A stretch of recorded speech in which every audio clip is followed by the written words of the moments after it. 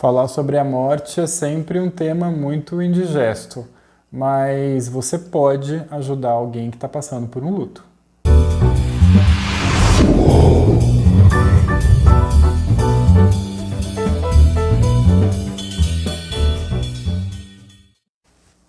Falar sobre morte é sempre muito indigesto mesmo, né? Principalmente na nossa cultura, onde a morte é vista como um tabu, ela é muitas das vezes vista como uma derrota, como um fracasso, ela tem que ser observada de longe, ela tem que ser evitada, né? E ao mesmo tempo no Brasil a morte é tão banalizada, né? Com tantos números de mortos por dia, por todos os motivos, por acidentes, por violência, por homicídio, por falta de hospitais, por todos esses motivos aí que a gente já está cansado de ver. Mas agora tem um novo fator importante aí que entra nessa conta, que é a pandemia, né? E o Covid-19 tem feito milhares de vítimas aí todos os dias, e parece-me que aos poucos a morte vem chegando mais perto de nós, né? E tenho visto e ouvido relatos de que parece-me que todo mundo já conhece alguém que morreu de coronavírus, que pegou o Covid-19, ou já tem pessoas na família que faleceram disso. Então parece que a gente está precisando olhar para isso e saber como lidar com isso em determinadas situações que eu quero trazer aqui, que são situações importantes da gente pensar. E o que eu tenho visto e me preocupado, né, com tudo isso é que, independentemente do motivo da morte, as cerimônias de velório, sejam elas de enterro ou cremação, elas eram cerimônias mais demoradas, vamos dizer assim, né? Cerimônias onde era possível se velar o corpo com a participação dos familiares, de amigos, de pessoas do trabalho dessa pessoa, do convívio, né? Onde você pode chegar perto, você pode conversar com as pessoas, você pode fazer uma retrospectiva da vida dessa pessoa nesse momento, você pode tocar nessa pessoa, né? E agora o que eu tenho observado, e é isso que tem me preocupado, é que as cerimônias de velórios, de cremação, né, elas têm sido extremamente rápidas, né, por conta da pandemia, por conta da contaminação.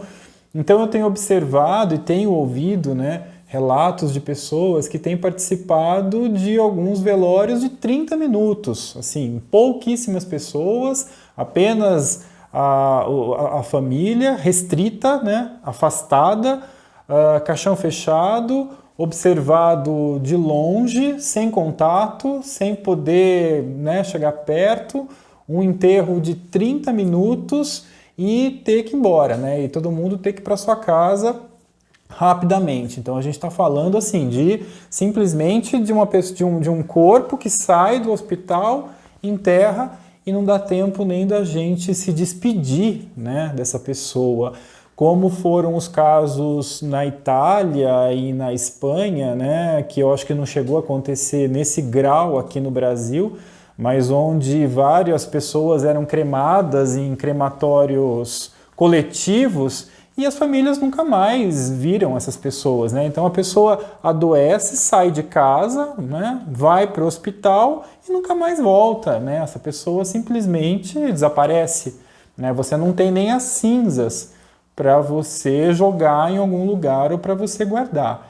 Então, o que me preocupa, é até o que me motivou até a gravar este vídeo, foi para a gente pensar em como ajudar essas pessoas que estão passando por essas situações, né? Essas situações muito traumáticas, né? E muito dolorosas de não poder, nesse momento tão dolorido, né, da perda, não poder elaborar, né, vivenciar esse rito, né, essa passagem que é a despedida, que é o velório. E para que serve um velório, né? Para que serve essa cerimônia de despedida da pessoa? Somos de uma cultura que precisa enterrar os seus mortos, né? E quando eu digo enterrar, não é só o ato em si. Eu me refiro a um local físico até, onde essa pessoa, onde a memória dessa pessoa repousa, né? Nos casos, por exemplo, que a gente observa no caso de uma cremação, onde as famílias guardam, por exemplo, as cinzas numa urna, e muitas das vezes essa urna vai ficar num lugar especial da casa, ou optam por jogar as cinzas num local que essa pessoa gostava, numa árvore, numa praia, numa praça, enfim. Mas independentemente do lugar, a gente sabe que ali está a memória daquela pessoa, é ali que ela se encontra, né? Então esse ritual de passagem, né, eu acho que é o primeiro contato que um enlutado tem com a realidade da morte, de que aquele fato realmente ocorreu, né? Porque mesmo quando a gente sabe que aquilo vai acontecer, que aquela pessoa vai falecer, às vezes por uma doença terminal, quando isso acontece, sempre fica aquela sensação de que isso não aconteceu, que isso não é real. Então, nas cerimônias, eu acho que é o primeiro contato que a pessoa tem com o fato, né? Que ela entra em contato com a realidade, com a morte, que ela entra em contato com aquela pessoa que realmente morreu. E na cerimônia do velório, que é o que eu chamo a atenção, e que a gente para e observa, é que esse tempo em que a gente permanece ali, muita coisa acontece, né? Você recebe o apoio de muita gente, as pessoas se colocam solidárias numa série de coisas, porque muitas das vezes a pessoa que morreu, ela não tinha uma única função, né? Por exemplo, um filho que perde um pai ou uma mãe, ele não era apenas um pai ou uma mãe. Muitas das vezes esse pai era também um motorista, o pai era cozinheiro, a mãe era o sei lá mais o quê. Então, todas essas ramificações que a pessoa que faleceu deixou, as pessoas se colocam à disposição para ajudar. Então, ali você vai criando uma rede de apoio. As pessoas fazem uma retrospectiva dessa pessoa que faleceu, falam sobre a vida. O enlutado fala sobre como foi o processo da morte, aonde ele estava, como foi, se foi um acidente, se foi uma doença, como ele foi avisado. Então ele começa a realmente entrar em contato com isso, né? A gente faz até piada, a gente conta velório, acho que é o lugar que mais se faz piada, né? A gente também precisa descontrair um pouco. E então tudo isso que acontece, né, nesse ritual de passagem, ele faz com que você já inicie o processo de superação, né? Talvez seja ali já o primeiro passo do luto que a gente vai ter que passar antes mesmo, né, de lidar com o impacto emocional que essa morte vai trazer futuramente. Mas e como ficam essas pessoas agora, nesse momento que a gente está vivendo, onde os velórios, as cerimônias, os ritos, os rituais aí são tão breves, tão abruptos, né? Em questão de 30 minutos a gente tem que promover esse enterro com poucas pessoas, poucos membros da família e ir embora rápido desse lugar, né? Quer dizer, tudo isso que a gente falou que a pessoa viveria no velório ou nas cerimônias, né, de todo esse contato com as pessoas, esse apoio que ela receberia, tudo isso vai ficar para depois, né? Tudo isso vai ficar para dentro de casa. Então é nesse momento que eu chamo a atenção e que eu digo que a gente pode ajudar essas pessoas. Então a primeira coisa que eu digo que a gente precisa ajudar, né, um enlutado, é deixar ele falar, né? Deixar ele contar. Primeira coisa, é preciso incentivá-lo a falar sobre como as coisas aconteceram, é colocar essa pessoa em contato com a realidade, em contato com a perda. E colocar a pessoa em contato com a perda é deixá-la falar como foi o processo, se foi uma doença, se foi um acidente, onde é que ela estava, quem avisou, como foi o processo, quem que enterrou, enfim, deixar ela falar como foi que tudo aconteceu. E talvez ela tenha que falar 1, 2, 3, 10, 20 vezes até que ela tome consciência da perda, né? E a gente às vezes acha que não, que a gente não tem, que a gente tem que ajudar e que essa pessoa não tem que falar sobre isso, né? Porque a gente tende a dizer, nossa, para de se torturar com isso, né? Para de olhar essa fotografia, para de falar, eu já sei, todo mundo já sabe como foi. Sim, todo mundo já sabe como foi, mas essa pessoa tem a necessidade de dizer, né? Talvez ela tenha que dizer mais vezes ainda. Eu gosto muito de uma frase de Shakespeare, que ele diz assim: dai palavras à dor. Quando a tristeza perde a fala, sibila o coração, provocando de pronto uma explosão. O que o Shakespeare está querendo nos dizer com isso? Que a gente precisa desabafar, que a gente precisa dar palavras à tristeza, porque senão eu vou implodir por dentro, né? A questão é que as pessoas, o que eu observo, assim, é que as pessoas tendem, na ânsia, né, de querer ajudar, as pessoas tendem a ser muito cruéis com as pessoas enlutadas e com as pessoas que estão passando por um luto. A gente inibe a pessoa, primeira coisa, né? A gente inibe as pessoas de falar e dizer que para de se torturar, isso é mórbido, isso é tétrico, isso é funesto, mas não é nada disso. Então a primeira coisa que, né, como eu já disse aqui, tem que deixar essa pessoa falar. Outra coisa, as pessoas não deixam as pessoas chorarem, né? Então parece que é muito constrangedor alguém chorando do seu lado e você fala, não, enxuga essa lágrima, levanta esse queixo, né? Ele não queria te ver triste assim, coloca um sorriso no rosto. Quer dizer, a pessoa está querendo praticamente ser enterrada junto com a pessoa, né, que morreu, e você vai falar, bota um sorriso no rosto, né? Então não vai rolar. Ou então, aquela mãe que perdeu um filho e as pessoas falam assim, não fica assim, você perdeu um filho, mas você tem outros 2 filhos lindos. Por favor, não digam isso, ok? Ou aquela mãe que é jovem e a gente diz, você perdeu um filho, mas você é jovem, você pode fazer outro filho. Por favor, ok? A gente também não vai dizer, nunca em hipótese alguma, a gente vai dizer isso para uma mãe. Ok? Ou aquela ajuda geográfica que eu costumo dizer, né? Quando a gente quer ajudar, aí a gente tira a pessoa de casa, a gente leva para viajar, pega o papai e a mamãe e põe no navio para fazer um cruzeiro, leva para casa da tia, não sei aonde, que mora em outro estado. Isso também não vai ajudar, isso também não vai resolver. Principalmente nesse momento que a gente está vivendo agora, que ninguém pode viajar e ninguém pode sair de casa, né?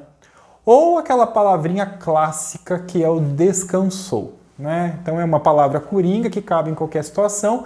Quando a gente não sabe o que dizer, a gente diz descansou. Fácil. Mas eu acho que o que eu queria chamar a atenção aqui é que a gente pode fazer um pouco mais do que isso por essas pessoas, né? Eu acho que dá pra gente pensar em como ajudar essas pessoas que estão passando por isso e que não tiveram a oportunidade por tudo isso, né? Por todo essa pandemia que está acontecendo aí, de vivenciar uma despedida um pouco mais longa. Então vamos pensar em algumas coisas mais eficazes para ajudar essas pessoas que estão passando por esse processo de luto, né? Então a primeira coisa que a gente falou aqui foi sobre deixar essa pessoa falar e chorar, né?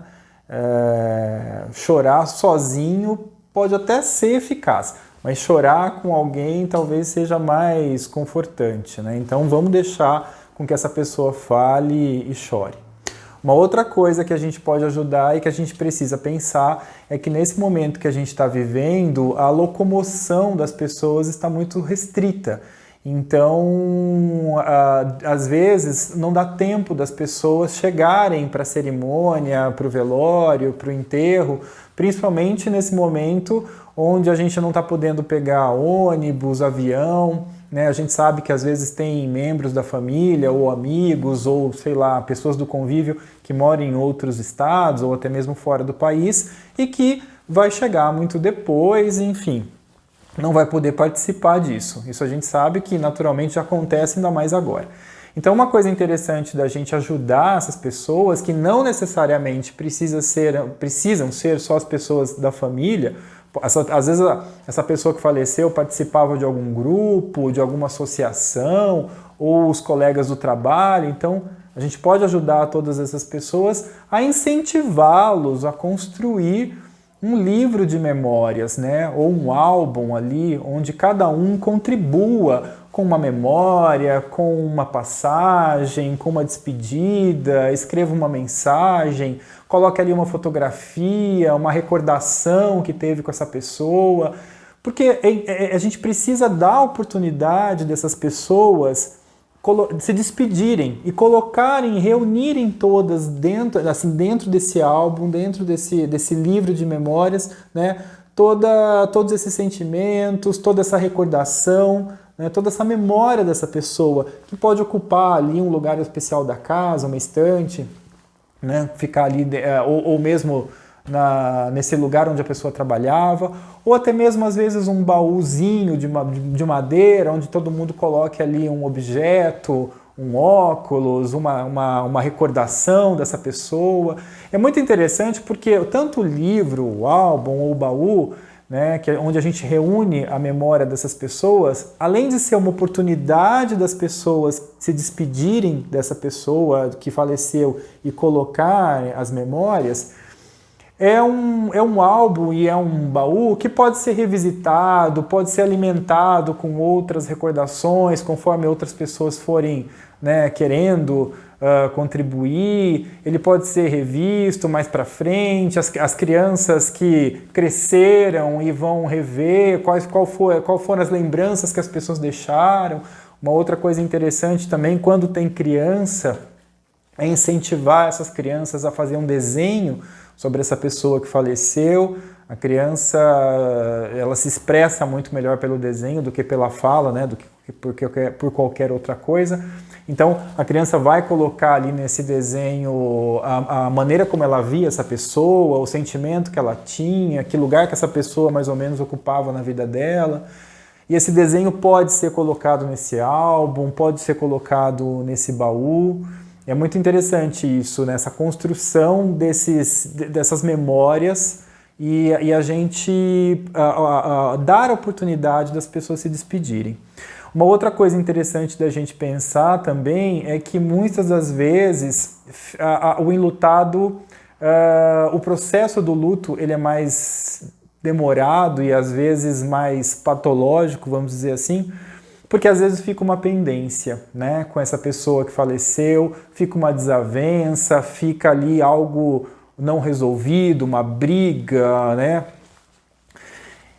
Interessante a gente pensar e ajudar essa pessoa a redigir sobre isso, a pedir para essa pessoa escrever uma carta, né, sobre essas desavenças, sobre esses sentimentos, porque quando a gente escreve, a gente é obrigado a organizar o pensamento, né? A gente tem que colocar o texto ali numa certa coerência e a gente vai nessa narrativa da carta, eu vou conseguir organizar esses sentimentos, eu vou conseguir organizar essas ideias que estão pendentes e ali eu posso expressar o que eu estava sentindo, como eu gostaria que isso fosse resolvido. Então é uma forma também dessa pessoa conseguir colocar nessa carta uma resolução, né, um alívio para essa pendência que ficou. Na narrativa da carta, a gente facilita com que essa pessoa consiga expressar melhor os seus sentimentos. Então é uma coisa interessante da gente incentivar. E todos esses objetos, essa carta, esses desenhos, objetos todos de lembrança dessa pessoa, a gente pode alimentar dentro desse baú, dentro desse álbum, dentro, né, desse livro de memórias. Isso pode parecer uma coisa estranha, a gente não tem hábito de fazer isso, pode parecer uma coisa assim mórbida, mas não é. tá? Isso ajuda muito as pessoas, ajuda o grupo do trabalho, ajuda a família a colocar ali os seus sentimentos, a se despedir e facilitar o processo do luto. Acho que todas essas atitudes ajudam muito as pessoas que estão passando por esse processo do luto. Às vezes, inibir a pessoa de falar e de chorar não é a coisa mais eficaz, né? Ou dar conselhos, e muitas das vezes aquele conselho moralista, né? Eu acho que você deveria fazer isso, eu acho que você deveria fazer aquilo. Então, eu sempre digo, quando a gente não sabe o que dizer e não sabe o que fazer, não diga nada, não faça nada, né? Apenas escute. Quando a gente segura na mão de alguém e escuta essa pessoa, o nosso silêncio está dizendo muito, né? O nosso silêncio está dizendo, olha, eu estou aqui, né? Eu tenho um lugar para você na minha vida, né? O silêncio, ele diz muito, ele é muito reconfortante, às vezes, muito mais do que palavras, né? Então, o luto, ele não é para ser suprimido, para ser inibido, né? Não, muito pelo contrário. O luto, ele é para ser vivido, ele é para ser chorado. O luto serve para ser sentido, né? E aos poucos a gente vai retomando a nossa vida. É para isso que serve o processo do luto. E o processo do luto não serve para esquecer a pessoa, muito pelo contrário, né? O luto serve para você lembrar dessa pessoa, mas lembrar dessa pessoa no coração, lembrar dessa pessoa nas recordações, nesse álbum que a gente construiu, nesse baú de memórias, nesse lugar especial que eu coloco a lembrança dessa pessoa na minha vida. E aos poucos a gente vai ajudando essas pessoas, esses enlutados, a retomarem as duas grandes dimensões da vida humana, que são a capacidade de amar e trabalhar. É isso.